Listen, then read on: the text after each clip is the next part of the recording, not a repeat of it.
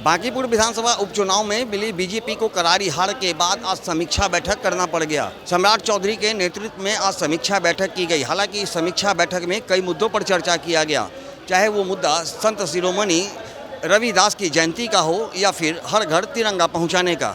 लेकिन सबसे अहम मुद्दा था बांकीपुर विधानसभा उपचुनाव में मिली हार का। इन तमाम मुद्दों को लेकर के क्या कुछ दिशा निर्देश दिए गए थे और कैसे क्या कुछ समीक्षा बैठक में हुई, इन मुद्दों पर क्या कुछ कह रहे हैं पटना साहिब के विधायक रत्नेश कुशवाहा, वो सुनिए। अभी जो संपन्न बांकीपुर चुनाव है उसके संबंध में भी पार्टी ने चर्चा की है कि किस प्रकार से जो विपक्षी है उन्होंने हमारे आम जनता को दिग्भ्रमित करने का जो प्रयास किया उसमें वो सफल हुए हैं। इसमें विस्तार से चर्चा हुई और हम लोग प्रयास करेंगे कि जिस तरह से उन्होंने दिग्भ्रम फैलाने का प्रयास किया है उसको धीरे धीरे जनता के बीच में काम करके उसको दूर करने का काम करेंगे। जब आप कोई काम करिएगा नहीं तो उसकी सफाई देते हैं क्या? सफाई तो तब जब कोई गलती, सफाई की बात नहीं था, लेकिन ठीक है कोई एआई वीडियो करके और इस पर भी तथ्यों पर जांच होगी।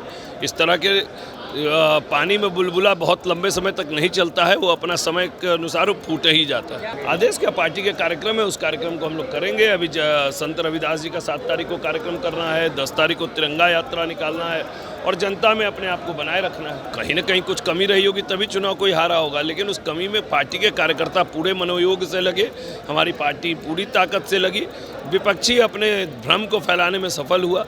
भ्रम बार बार नहीं फैलाया जा सकता है, इस बार सफल हो गए हैं, लेकिन उनको समय पे जनता जवाब देगी। अगला चुनाव क्या समय पर ही, अभी तो अगले 6 महीने में बात करिए, उनको स्वयं जनता जवाब देगी। उन्होंने कहा था बांकीपुर को बेंगलुरु बना। हाँ तो अब बताएं ना, जो आदमी अपने चुनाव जीतने के घंटे के भीतर बदल गया हो, ये बात जनता को पूछनी चाहिए। ये बहुरूपिया हैं, बहुरूपिया अपना दिखाते हैं प्रभाव, लेकिन ये लंबे समय तक पानी की बुलबुला की तरह लंबे समय तक चलने वाले नहीं। तो जैसा कि आपने सुना, रत्नेश कुशवाहा ने कहा है कि घर घर तिरंगा पहुंचाने से लेकर के संत शिरोमणि रविदास की जयंती मनाई जाएगी। लेकिन सबसे अहम मुद्दा जो चर्चा का विषय था वो था बांकीपुर विधानसभा उपचुनाव में मिली हार का, जिसकी समीक्षा की गई।